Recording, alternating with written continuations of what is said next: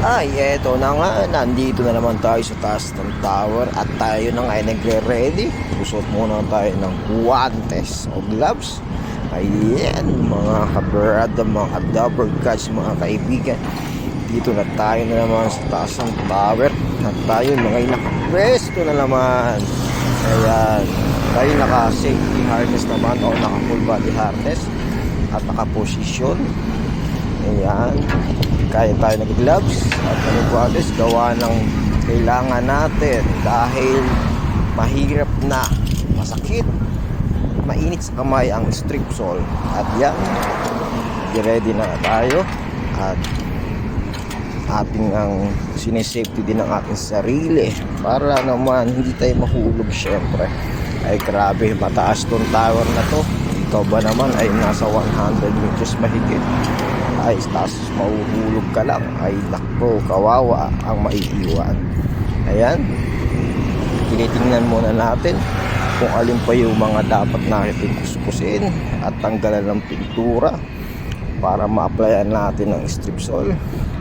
Ayan, inabot na nga natin ang strip sole. Itong nasa galon, ayan, strip sole po ang laman yan. Pagtanggal ng pintura, once na ito inalagyan yan o sa balat natin, ay nako, ay napakasakit, grabe. Kaya yan, konting ingat at tayo ay mag-prepare na. Tinitingnan natin mga paligid natin at baka bigla pumulaan, syempre delikado.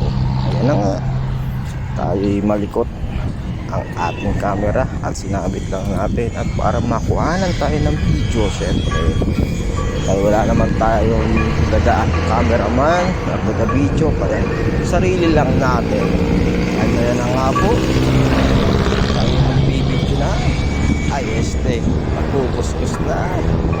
Ay naman, itong larangan, napakahirap, napakasakit sa katawan, at tsagaan lang kahit ang sahod ay laging wala.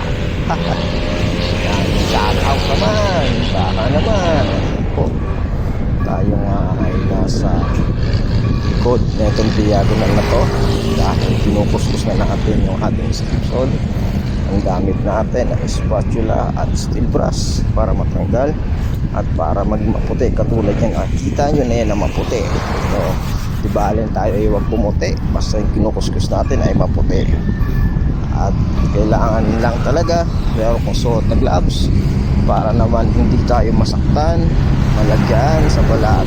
At dahil napakainit at napakasakit, grabe, lalo kung sa mukha mo tumalsik, no, mahirap na at talagang magkakamot ka ng wala sa oras. Yan, eto na naman tayo, kuskusan naman ang kuskusan.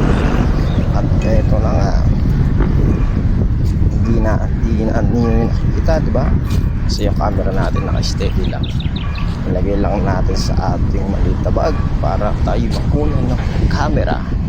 Ayan, shoutout sa mga ganitong trabaho, shoutout sa mga worker natin, mga nagka-tower, at hindi biro at hindi talaga biro yung ganitong trabaho. Laging isipin lagi, yung buhay natin ay isa lang. Kaya doble ingat, doble ingat. Ayan na muna ang ating ibahagi sa inyo. Shoutout sa bawat isa. Thank you sa ating mga followers at supporter. God bless everyone. Happy working day to all.